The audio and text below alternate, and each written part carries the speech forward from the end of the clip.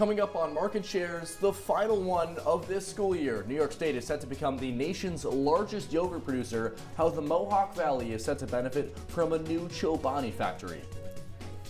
And breaking news now, the block party on the quad has been canceled. I'll have all the details you need to know and about the concert that's going on tonight. Plus, we've got a lot to talk about here on Market Shares, especially when it comes to Nike. The university takes a deeper look at its partnership with the company. That and more right here on Market Shares.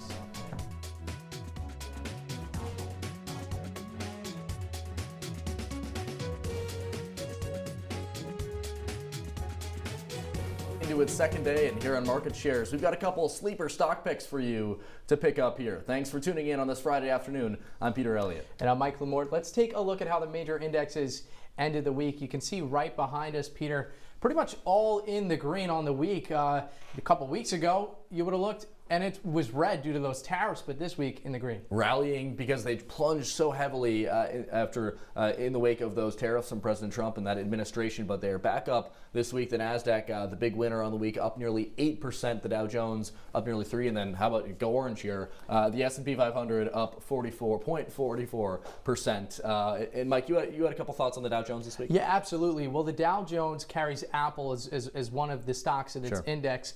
Apple made a big announcement earlier in the week that it would be moving the production and the sourcing of all its iPhones that are sold here in the United States to India. And that caused a little bit of a plummet for the Apple stock early on. Actually, pre-trading, Apple took a bit of a tumble. That reflected in the Dow Jones stock, but as you can see here, we're up on the day. Apple trying to diversify its sources for where it makes its hardware. That's what so many companies are trying to do, from tech to apparel, across the board. They're trying to stay away from China as there's so much uncertainty with these tariffs, as President Trump could ease back on the tariffs or stay steady right now at right around 145%, that tariff, as we are seeing an escalating trade war between the U.S. and China, Mike.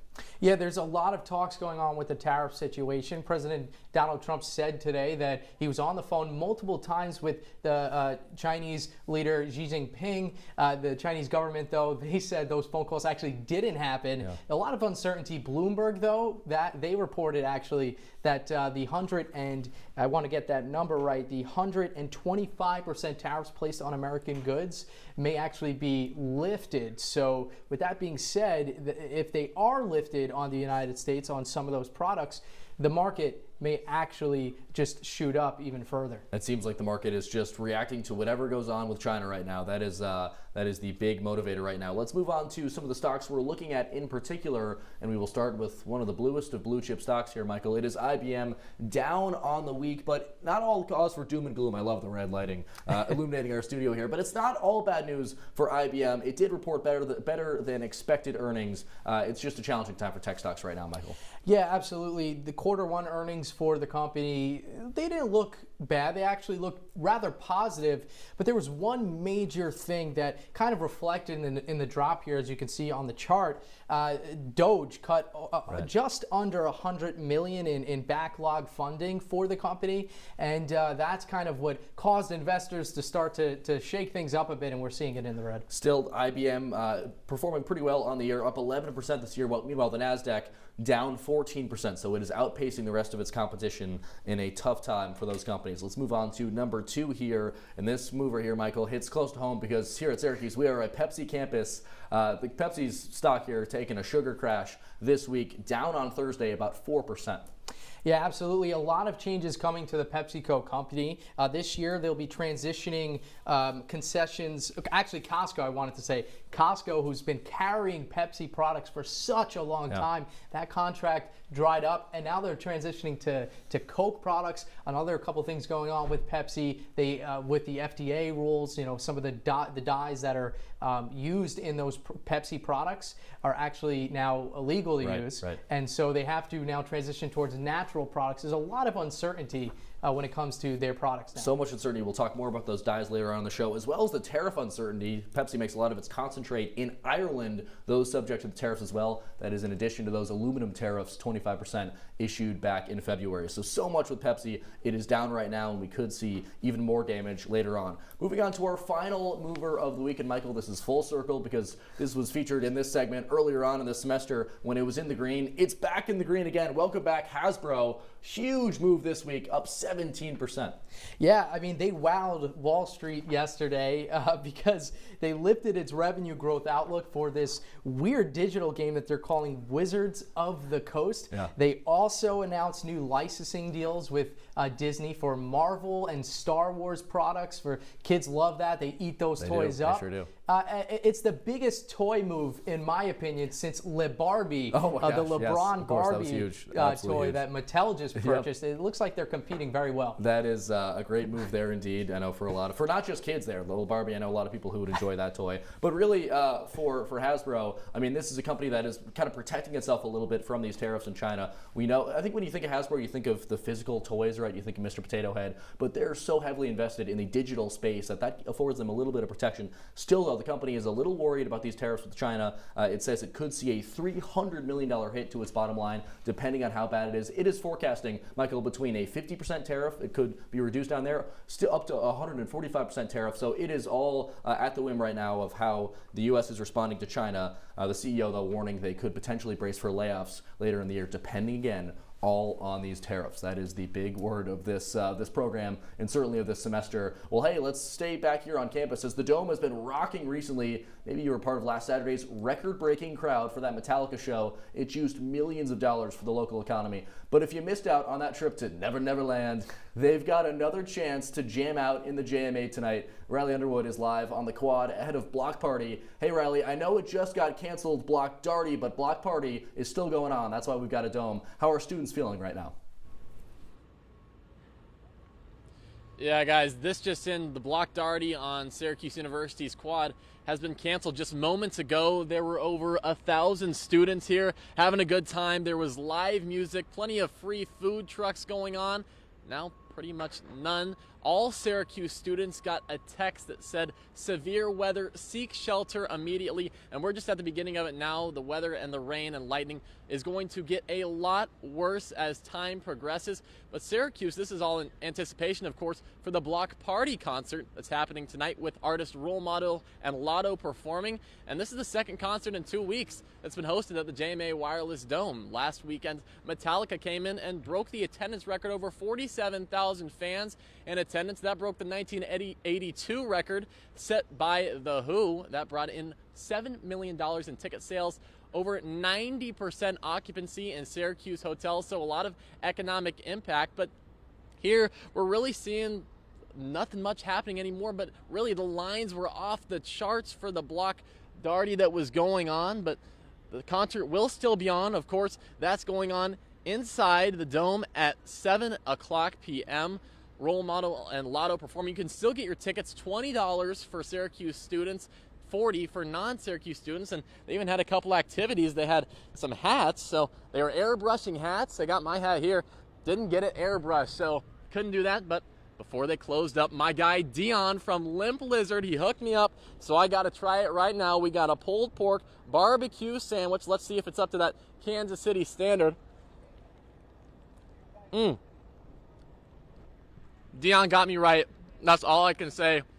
This has been great. It was great before. I wish you guys could have seen it. Live music all around. People were having a great time. Now, back to their dorm rooms and apartments, but they'll be back out in the Dome at 7 p.m. for the concert tonight. Reporting on Syracuse University's campus, Riley Underwood, CitrusTV. Riley, I'm glad you're still able to enjoy yourself. Yeah, absolutely. Glad that guy got his hot dog as That's well. right. Be sure to tune into News Live at 6. We'll have your full weather forecast as well. Still ahead on market shares, the university takes a deeper look at its partnership with Nike amidst a brand crisis. Stay with us. If you're buzzed and doing this,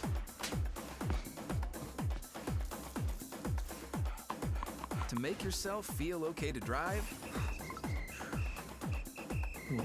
CWX.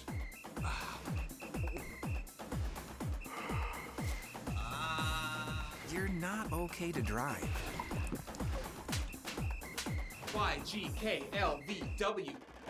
Regular you.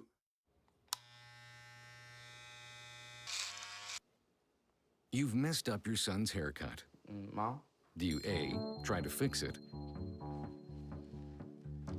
Like it never happened. B, work with what you got, or C, show solidarity? Thank you, baby. As a parent, there are no perfect answers. But you don't have to be perfect to be a perfect parent. Thousands of teens in foster care will love you just the same. I don't think that many kids in my son's school even do it. He makes fun of his friend who vapes. He would never try it. She's into soccer. She's on the honor roll. She's just not the type. No way. No way. No way. No way, my kid would never vape. Get your head out of the cloud. Today, nearly 8,000 kids will start vaping. Maybe even yours. Learn about the dangers at talkaboutvaping.org. Every time I hear the alarm bell go off in school, I think it's an air raid. A lot of houses in our neighborhood have been destroyed. I like to close my ears and sing songs whenever the bombs come close. I'm worried our new neighbors won't like us. But I know it's all gonna be worth it. I just want my family to be safe. But these are not my words. These are not my words. These are not my words.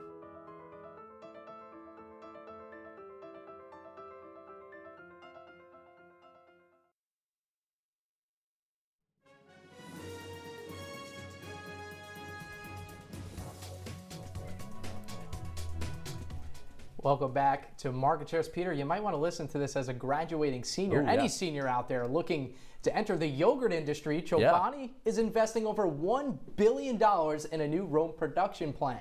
The facility will create about 1,000 jobs for the Mohawk Valley. Governor Kathy Hochul calls it, quote, the biggest natural food manufacturing investment in U.S. history, solidifying New York's $2.5 billion yogurt industry as the largest in the nation. CEO Hami Yukala says New York is where Chobani's journey began. It was the perfect spot to start Chobani 20 years ago, and it's the perfect place to continue our story. No better time to enter the yogurt industry, Michael. Well, pressure is mounting on SU to drop its decades-long contract with Nike. Last week's protest came after a report that found the company withheld $900,000 in wages from over 3,000 workers in Thailand. The group Students for International Labor Solidarity says SU's silence makes it complicit in that withholding of wages. The university says it is actively engaged in the situation. Let's take a look at the sports apparel giant stock. Nike's up almost 4% on the week. It has had some challenges with these tariffs, but has underperformed on the S&P since that second tariff announcement, Michael, back in April, getting almost 20% of its goods from China. Well, the temps this week are reaching the 80s despite today being a little bit rainy, but New York is responding with a cooling assistance benefit program targeting upcoming heat waves. Qualifying households are granted either an AC unit or fan depending on infrastructure.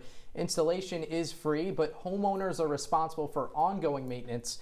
Those who qualify must be in government subsidized housing, under financial assistance, or be medically vulnerable. For more information, visit access.nyc.gov or call your local district home energy assistance program. Well, environmental agencies and universities are facing setbacks with funding as a result of the new Trump administration policies. Our reporter Teaghan Brostrom is in studio with the effects of the setbacks that are hitting close to home here with SUNY ESF. Hey, Teaghan. Hey, Peter, even though Earth Day was just a couple days ago, multiple environmental agencies and institutions are facing troubles with funding. Right next door to us, the SUNY ESF campus is facing federal funding cuts and the inequities in the distribution of state funding. Around 150 ESF students, faculty, and local union members gathered on Tuesday, which was Earth Day, on the ESF Moon patio to protest those funding cuts and call on the SUNY system to provide equivalent funding. The 4 other SUNY University centers are receiving far more funding than the smaller campuses. ESF faces a $6.6 million budget deficit, which is a corrected number from my report on Tuesday. And along with the state funding, ESF's research funding mainly comes from federal agencies, including the National Science Foundation, the Environmental Protection Agency, and the Department of Agriculture. Focusing specifically on EPA, earlier this week they announced a plan to fire or reassign more than 450 staffers working on environmental justice issues. And those staffers, 280 of them were notified that they will be fired in a, quote, reduction in force, and another 175 will be reassigned. Now, guys, this is a big change to the Environmental Protection Agency, and it is due to Trump's new policies. Speaking of the new policies, we're seeing a lot of issues come up with the EPA. So what issues and projects will these staffing cuts impact?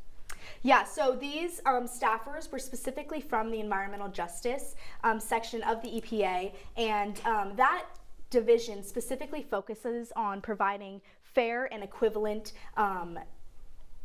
environmental issues to those people impacted. So they worked on projects with pollution and focusing on targeting companies that are pumping pollution into the air and supporting communities that receive threats from wildfires, and also looking into water quality and toxic pollution all across the nation. Teaghan, does President Trump have any plans for other climate protection efforts?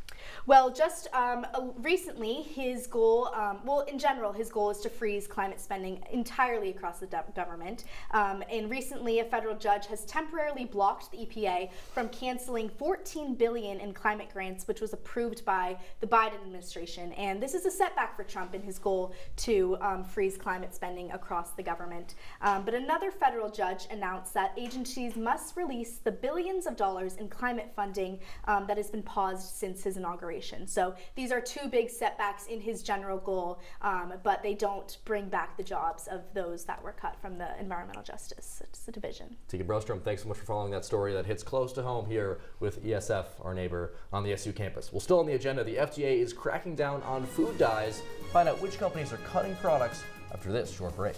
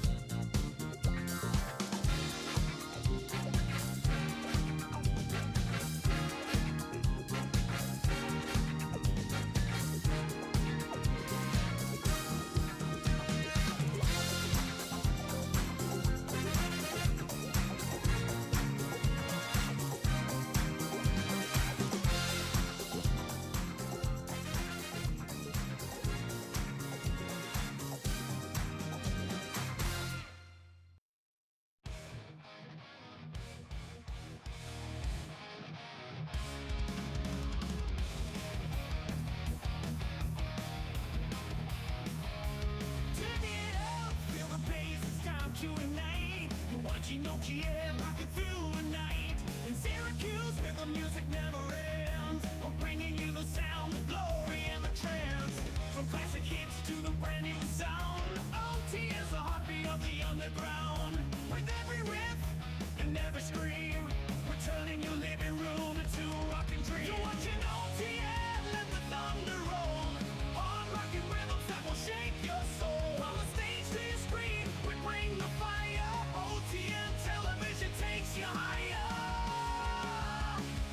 Guitars are shredding, the crowd's going wild. Syracuse vibes with the rebellious style. Locals are legends, they all take a stand in the world of rock.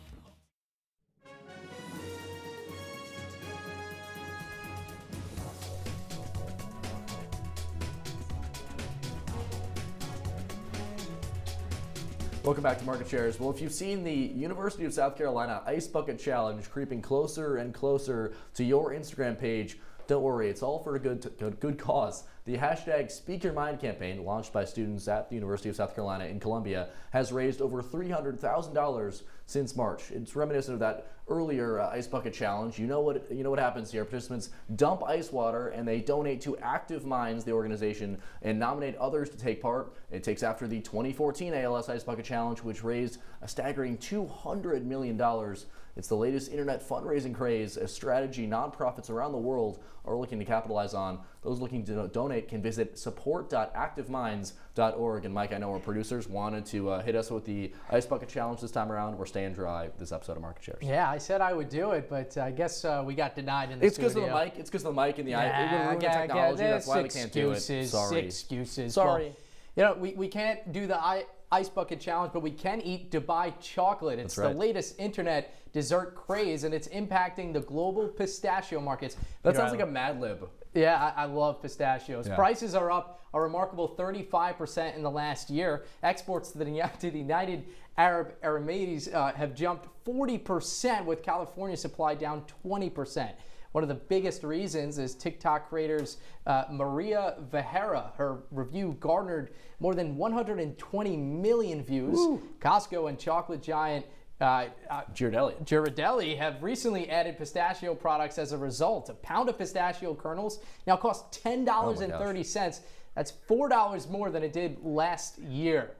Crazy. Time to stock up on your pistachios now. Well, we mentioned earlier on in the show the kind of food die cuts that will impact Pepsi and that it will impact certainly its stock price. And so many companies are on the shelves here. And right now we have Maxwell Katcher in studio here to tell us what companies will be impacted by these FDA rules. Hey, Maxwell. Hey, so grocery store shelves near you could be looking a little different as the FDA announces plans for removing a number of synthetic dyes from foods, from jelly beans to bacon bits. Big corporations like General Mills, Mars, and PepsiCo will be impacted, some showing support for the dye removal. In a statement, General Mills spokesperson Molly Wolf says the company supports a, quote, national industry-wide standard and have expressed interest in working with the administration to achieve it. This push from the government comes as part of HHS Secretary RFK Jr.'s plan to make America healthy again, a plan that he says will help lower healthcare costs and improve the quality of life for millions of Americans.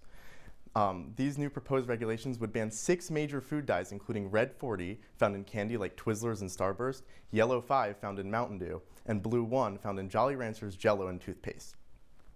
The future remains unclear as the FDA and food companies have yet to enter any official agreement. We do know that it won't come without additional costs. Companies will need to source new natural dyes as a replacement, as well as reformulate their products to incorporate them. Earlier this year, we saw stock prices fall for companies like Kellogg's, General Mills, and PepsiCo following RFK Jr.'s initial announcements of his plan. All right, Maxwell, thank you so much. We'll be continuing to follow that story closely as it'll certainly impact the shelves at your local grocery store. Well, we're due, Mike, for one final break here on Market Shares. Yeah, absolutely. On the other side, we'll take a look back at our favorite memories from the past semester. So many of them. We'll see you right there.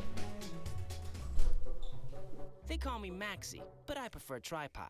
I was your above-average four-legged homie, and then wham, bam, minivan. Some people pity me. Now that's lame. I still run, fetch, and swim. And the ladies love me. I'm the ultimate wingman. Just don't ask me to high-five.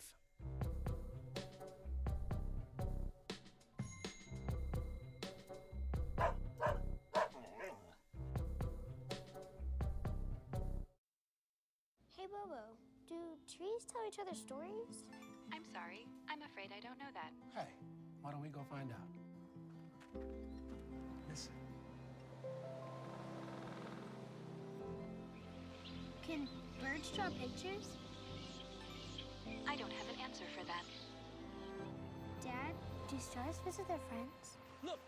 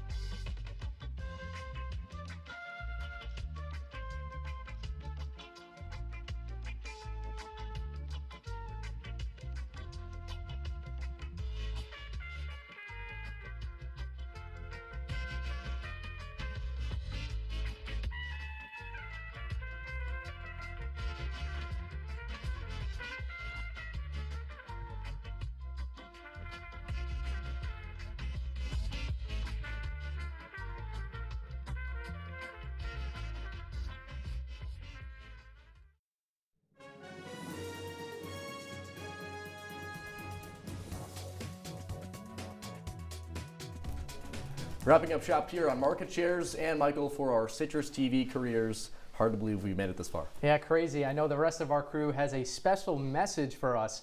Guess we'll take a look at that. Let's do it. Peter. Yeah, Bradley, it was just 5 years ago that Juul was the crown jewel of the e-cigarette industry with a commanding market share of almost 3/4. But the company's vice grip on the vaping world has uncoupled significantly since those halcyon days as it struggles to keep its products on the market while fighting a torrent of legal challenges. And here to take a closer look on the details of this merger is market shares analyst Michael Lamorte. Michael, thanks for joining us. Thanks, guys. Well, over the last few years, we've come to accept that cable is out and streaming is in. After all, the idea of having endless amounts of content at your disposal is just, it's exciting. But on the other hand, having so many of these platforms can become overwhelming for sports fans.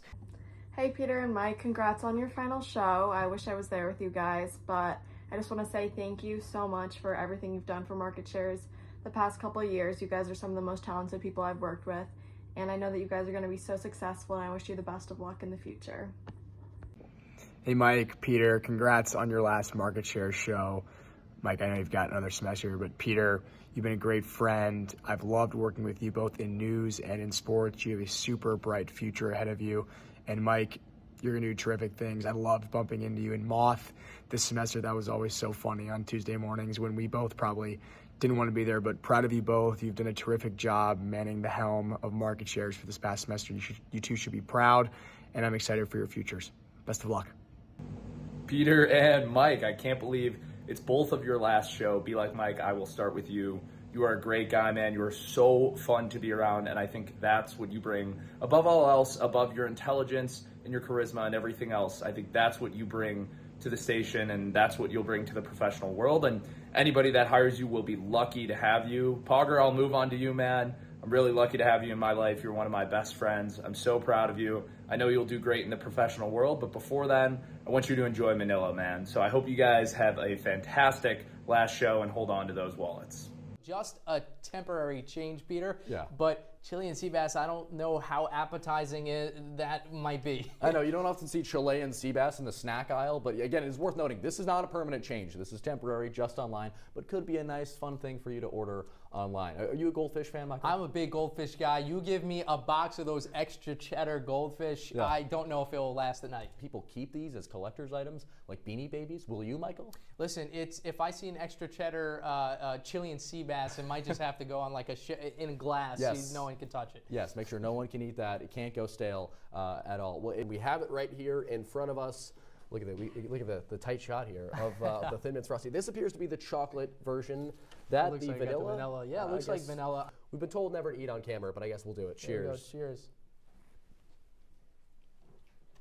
Mm. Oh wow. That's actually not as bad as I expected. No. The bar was low and it has cleared that bar. I can bite here. There we go. Dig in, right? You got to do the two just to make sure. Yes, thank you. Oh my goodness, thank you to our executive producer Ben Bastick for this treat here. This is real. This is the privilege of being on the desk here for this show. Not bad, Wendy's.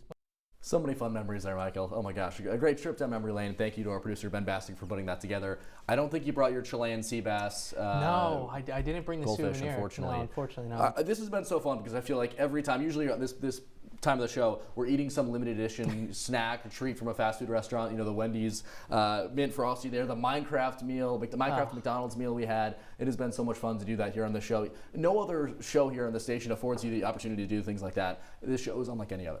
I've never had a McRib before until Brandon Myers decided, our McDonald's beat reporter, Brandon Myers, decided he wanted to try that on air. I hated it, by the way. It was absolutely disgusting. Don't get a McRib. But I will say, moments like that, Peter, just made the show the show. Market shares are so unique from any type of CitrusTV news show that we have here. And not even CitrusTV. Across the country, it is the only business news show on a college TV station. I know that's a real niche lane right there, but there is no other one like it. And we've seen all the success that so many people who have worked on the show have gone on to have. I want to thank some of the people who started the show. I mean, Jake Merrill, who you saw in that video, he was the one who launched the show along with Sean Dempsey and Carson Fowler. They launched the show back in 2022. I've been a part of it ever since. It's been such a fortune. I've been so fortunate to be a part of it. I looked it up, Mike. This is my 18th and now final time hosting the show. It has been such a privilege. Every episode. This is unlike any show, and I want to thank everyone who's been a part of it. You know, our producers, Absolutely. Max Bellotti, Ben Bassick, and for dealing with us, for making the show so fun. All the times you say rap in our ear, it is. And really we just great. keep going anyway. And we just keep going anyway, like we are now. But yes, in addition to them, I want to thank, of course, our family and friends for supporting us through all these years and watching student television. That's pretty brave of them to do. It's been absolutely an incredible experience. But with that, that's all the time we have for you on this episode of Market Shares. I'm Mike Lamorte. For one final time, I can't believe we're saying it one final time, hold on to your wallets, have a great night, Syracuse, and an even better summer.